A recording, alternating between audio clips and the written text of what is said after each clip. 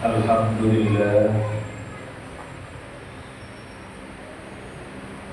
alhamdulillahilladzi arsala rasulahu bil huda wa dinil haqq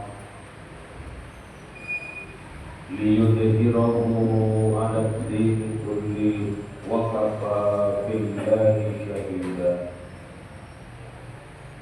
Asyhadu an la ilaha illallah wahdahu la syarika lah, al-malikul haqqul mubin.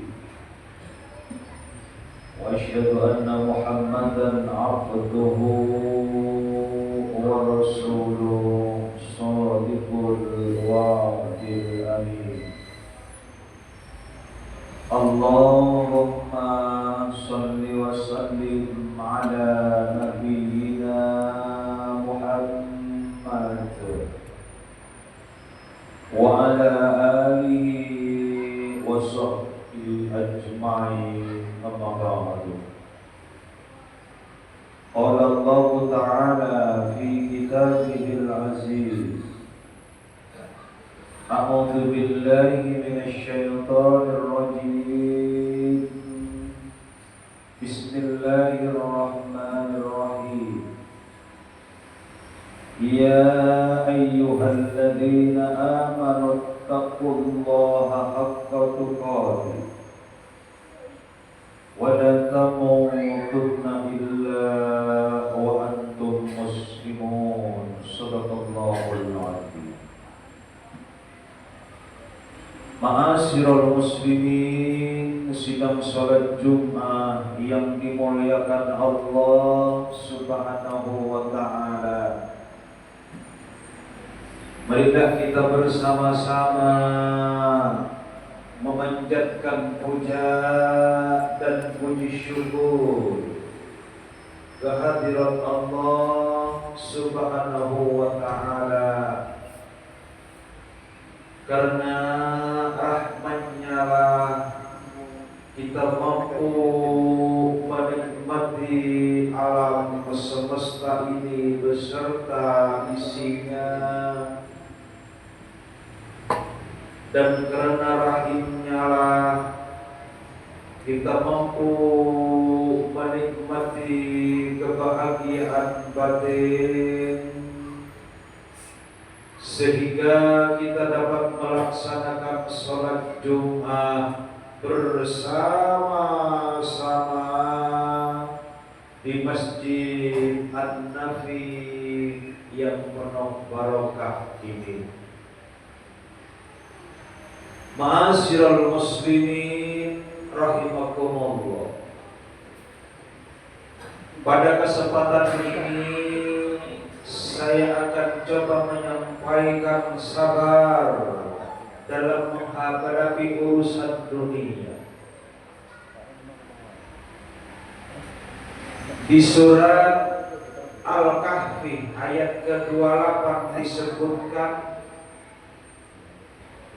yaitu Allah menguatkan baginda Muhammad sallallahu alaihi wasallam yang bunyinya, wasbir nafsaka ma'al ladzina yad'una rabbahum bil ghadati wal 'ashyi yuriduna wajhahu wa la ta'du 'ainaka anhum turidu zinatal hayatid dunya.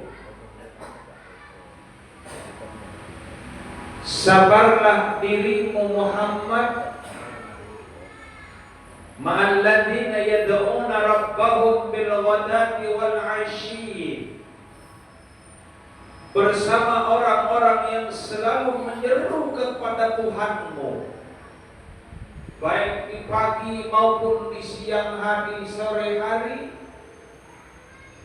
Dan janganlah engkau berpaling kedua matamu terhadap apa yang mengejar tentang urusan dunia. Ketika itu Rasulullah sallallahu alaihi wasallam mendapat sebuah bisikan dari pembesar Quraisy, salah satunya yaitu Umayyah bin Khalaf. Apa bisikan dia? Muhammad, singkirkan orang fakir dan miskin itu, karena pembesar-pembesar Yahudi, karena pembesar-pembesar orang Quraisy akan mendatangimu, dan kalau tidak diusir orang fakir miskin itu, saya tidak akan mendengar apa yang disampaikan. Rasulullah pada waktu itu sampai tergiur dan manut apa yang disampaikan oleh Umayyah bin Khalaf. Teguran dari Allah untuk menguatkan hati baginda Muhammad sallallahu alaihi wasallam dalam asbabun nuzulnya adalah, wahai Muhammad, sabarlah dirimu dan janganlah pernah tergiur dan iri dengan apa yang aku berikan, kesenangan, kekayaan, kemewahan terhadap orang-orang kafir. Ada sebuah anugerah, kata Allah, yang paling mulia dan paling berharga yang aku berikan kepadamu, wahai Muhammad dan umatmu. Apa itu ya Rabb? Al-Quranul Karim yang dimulai dengan suratul Fatihah. Jadi ini penguatan Allah kepada baginda Muhammad sallallahu alaihi wasallam. Jangan tergiur Muhammad, janganlah pernah iri, kesenangan dunia, kemewahan, kejayaan di alam dunia ini hanya cuma sementara dan fana, tidak akan pernah kekal dan abadi. Al-Quranul Karim kalamku yang akan mengantarmu dan umatmu untuk menjadi orang yang selalu tenang dan bahagia dalam hidupnya. Ini penguatan Allah kepada Rasulullah sallallahu alaihi wasallam. Coba kita lihat bersama, Al-Quran adalah pedoman hidup, bukan hanya kepada umat yang bertakwa dan beriman kepada Allah, tapi sebagai hidayah kepada seluruh umat manusia, yang di dalamnya disebutkan hudan lil muttaqin.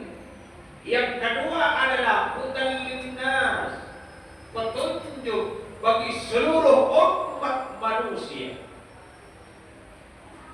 Makanya jangan heran jikalau teknologi canggih ini banyak, yang memproduksi dan yang merakit adalah bukan golongan-golongan kita, tapi sadar non-muslim itu tidak ada lain karena ada hidayah dan petunjuk dari Allah untuk mempermudah merakit dan memproduksi yang namanya teknologi canggih yang sampai saat sekarang ini kita pakai. Ini tidak ada lain karena hidayah dan petunjuk dari Allah. Coba kita lihat bersama, berapa kekuatan daya nalar kita, berapa kekuatan pikir kita dan otak kita, tanpa ada sebuah bantuan dan pertolongan dari Allah Subhanahu wa Ta'ala, manusia tidak pernah akan bisa dan berbuat apa-apa di alam dunia.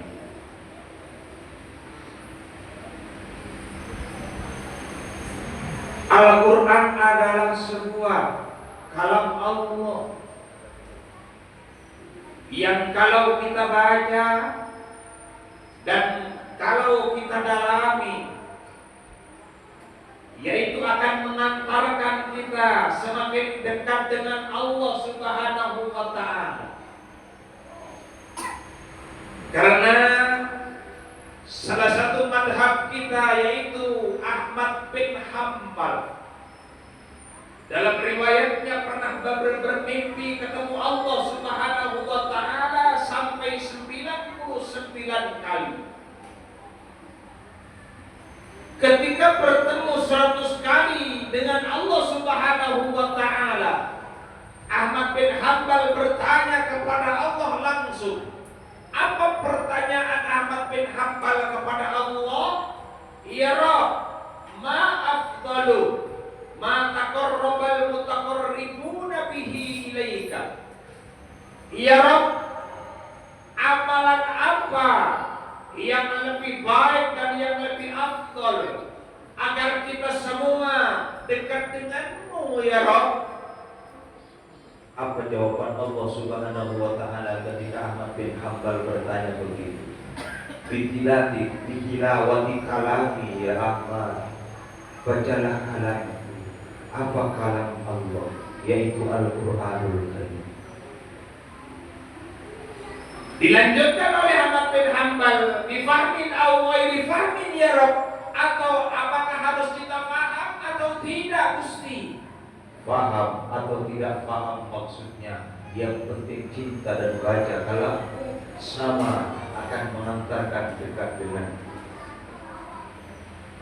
Ini kata Allah Subhanahu wa taala ketika Ahmad bin Hanbal bertanya kepada Allah.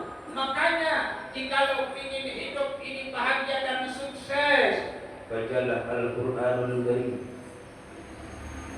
Sebagaimana yang dialami oleh pemimpin kita yang namanya B.J. Habibie. Beliau ketika waktu sekolah di Jerman, dia pernah meraih ranking 1 mengalahkan segala kawan-kawannya. Ranking 1 dan 2 diraih oleh orang Yahudi penyembah api pada waktu itu. Habibie penasaran kenapa saya tidak mampu menggeser orang Yahudi ini. Tetap Yahudi. Habibie termasuk golongan yang ranking 3 ke bawah. Tidak putus asa Habibie belajar dan belajar, usaha dan berusaha, masih tidak untuk mengalahkan dan menggeser 2 orang Yahudi. Ketika itu berkesimpulan bertanya Habibie pada orang Yahudi ini, wahai sahabatku, apa rahasia di balik itu? Ranking 1 dan 2 selalu diraih olehmu. Coba kau kasih tahu kepadaku, wahai sahabatku. Apa kata orang Yahudi pada waktu itu ketika Habibie menanyakan rahasia? This is our secret, wahai Yahudi. Ini rahasia kami berdua. Habibie tidak pernah putus asa untuk bertanya dan bertanya. Apa rahasia di balik itu sehingga saya tidak mampu untuk menggeser ranking 1 dari orang Yahudi? Ketika pemaksaan dan berusaha keras B.J. Habibie pada waktu itu, apa yang terjadi? 2 orang Yahudi ini mengasih tahu kepada presiden ketiga yaitu Habibie. Apa kata orang Yahudi? Wahai Yahudi, saya orang Yahudi memang, tapi saya di pertengahan malam jam 3 bangun, mandi dan memakai wangi-wangian. Yang saya baca tidak ada lain Al-Qur'anul Karim. B.J. Habibie bertanya kepada 2 orang Yahudi, kenapa kau membaca Al-Quran? Bukankah engkau adalah penyembah api, bukan penyembah Allah? Al-Quran adalah pedoman orang Islam. Al-Quran adalah panutan kalamullah yang diciptakan oleh Allah Subhanahu wa taala. Kau tidak menyembah Tuhanku, kau tidak menyembah Allah, bahkan api yang engkau sembah pada saat ini. Apa kata orang Yahudi ini? Iya, memang saya penyembah api dan tidak menyembah Tuhanku yaitu Allah. Tapi hati saya cinta kepada Al-Quran, sangat mencintai dan mengagumi isinya Al-Quran. Kalau kau tidak coba kau tes apa yang harus kita baca. Artinya apa? Orang tua Yahudi ini adalah hafal dalam Al-Quran, padahal dia musyrik, padahal dia kafir, penyembah api, tidak menyembah Allah, tapi hatinya dengan tulus karena kebaikan. Isinya Al-Quran dengan penuh sastra dan penuh mengantarkan kelembutan hati kita, sehingga trennya orang Yahudi ini untuk membaca Al-Quran. Ketika mendengar seperti itu, B.J. Habibie tersentak dan terpukul. Orang Yahudi yang menyembah api saja cinta membaca Al-Quran. Saya sebagai orang Muslim, pedoman kita yaitu Al-Quranul Karim, tidak pernah membaca Al-Quran. Ketika itu apa yang dilakukan oleh B.J. Habibie mendengar seperti itu, dengan tersentak dan kagetnya yang diberitahukan oleh orang tua Yahudi ini. Setelah itu B.J. Habibie berlakukan di pertengahan malam bangun, mandi dan bersalat malam tahajud 8 rakaat, ditutup dengan 3 rakaat yaitu witir. Setelah itu B.J. Habibie selalu istiqomah untuk selalu membaca Al-Quranul Karim, memohon syafaat dari Al-Quran dan pertolongan dari Allah Subhanahu wa Ta'ala. Lama kemudian apa yang terjadi dengan kebesaran dan keistimewaan Al-Quran yang dibaca oleh Habibie dengan ikhlas karena Allah, Habibie pada waktu itu ranking 3 ke bawah. Ketika mendekatkan diri kepada Allah dengan membaca Al-Quran, Yahudi tergeser semuanya. Yang ranking 1 menguasai segala mahasiswa pada waktu itu tidak ada lain adalah B.J. Habibie. Bahkan seluruh Indonesia tercatat yang nomor 1, yang paling jenius dan pintar dalam keilmuan dalam teknologi, tidak ada lain adalah B.J. Habibie. Apa rahasia dia tidak ada lain adalah karena B.J. Habibie selalu bersandar kepada Allah, selalu membaca Al-Quranul Karim. Kita terkadang Islam hati kita, kadang kita banyak yang mengatakan bahwa Al-Quran itu kalamullah yang akan mengantarkan kita tenang dan bahagia. Tapi ternyata terkadang kita enggan untuk membaca Al-Quranul Karim. Di rumah-rumah kita terkadang ada Al-Quranul Karim, kadang hanya cuma terpajang di atas pintu kita, kadang kita terpajang di atas almari kita, kadang tidak tersentuh Al-Quranul Karim. Maka dari itu ma'asyiral muslimin rahimakumullah, jikalau hidup ini ingin tenang, hidup ini ingin bahagia, sukses dalam segi finansial, perekonomian kita, ayolah kita baca Al-Quranul Karim. Kalau kita tidak mampu membaca 1 juz, bacalah 1 lembar saja. Yang penting kita istiqomah pagi dan sore hari kita baca 1 lembar pun. Yang penting istiqomah. Insya Allah kita akan mendapatkan syafaat Al-Quran dan pertolongan dari Allah Subhanahu wa Ta'ala. Semoga kita semua yang hadir di siang hari ini tersentak hati kita dengan mendapatkan hidayah dari Allah Subhanahu wa Ta'ala untuk senang dan cinta baca kalam Allah, untuk senang dan cinta membaca Al-Quranul Karim, agar kita senantiasa hidup kita lebih baik dan lebih baik. Dan semoga kita yang hadir di siang hari ini senantiasa termasuk hamba Allah yang husnul khatimah. Amin amin Allahumma amin. Barakallahu li wa lakum fil Qur'anil azim wa nafa'ani wa iyyakum bima fihi min al-ayati wa dhikril hakim. Aqulu qawli hadha astaghfirullahal azim li wa lakum innahu huwas samiul alim.